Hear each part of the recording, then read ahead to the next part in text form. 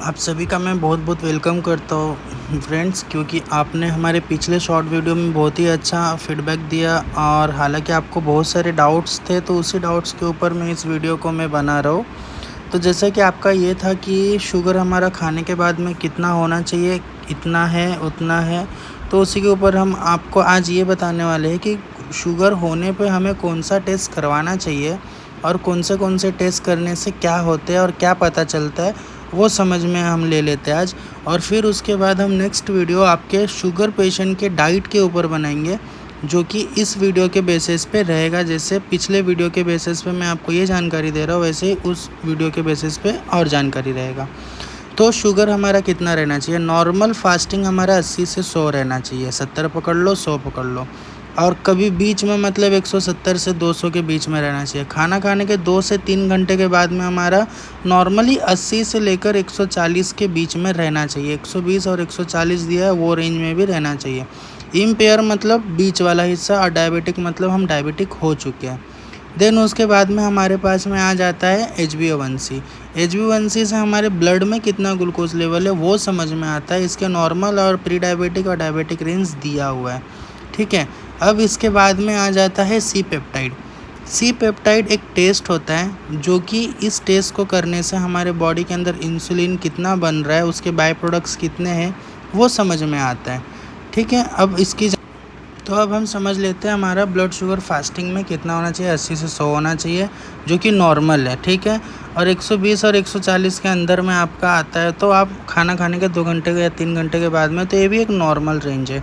अब empire glucose में क्या हो जाता है कि आप डायबिटिक रेंज के बॉर्डर लाइन अप पे हो, तो आपका खाली पेट में 100-125 के बीच में आता है, तो बॉर्डर लाइन अप है। और आफ्टर ईटिंग मतलब खाना खाए तो 190-230 तक नॉर्मल माना जाएगा। और खाना खाने के 2 से 3 घंटे के बाद में हम उसका मेज़रमेंट वैल्यू जो है 140 से 160 के बीच का रखते हैं।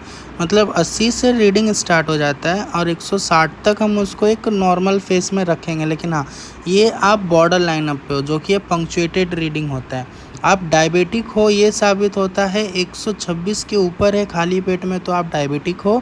और खाना खाने के बाद में अगर 200 के ऊपर जा रहे हो, तो आप टोटली डायबिटिक पेशेंट हो चुके हो। इसमें आपको ट्रीटमेंट का नीड है। ट्रीटमेंट में मैं आपको बता दूं कि हमारे पास में ब्लड शुगर फास्टिंग पीपी का ऑप्शन रहता है, HbA1c का ऑप्शन रहता है। ये 2 टेस्ट है, बेसिक टेस्ट है, जो कि ये फर्स्ट प्रायोरिटी दिया जाता है किसी भी डायबिटिक पेशेंट के लिए। उसके बाद में हम और एडवांस लेवल पे आते हैं।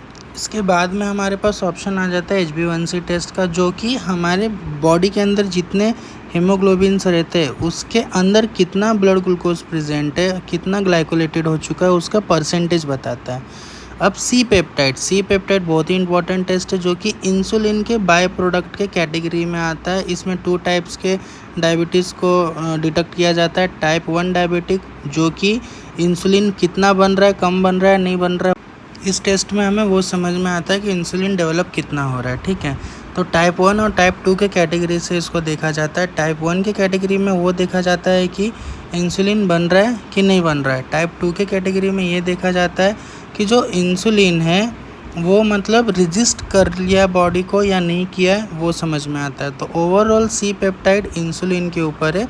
आप अगर ग्लूकोज से काफ़ी टाइम से ट्रीटमेंट ले रहे हो, तो आप अपने ग्लूकोज के इंसुलिन टेस्ट को भी आप फास्टिंग पीपी इंसुलिन टेस्ट भी करा सकते हो, कि एक्चुअल में बॉडी में इंसुलिन कितने अमाउंट में अवेलेबल है या नहीं है, वो मालूम पड़ता है।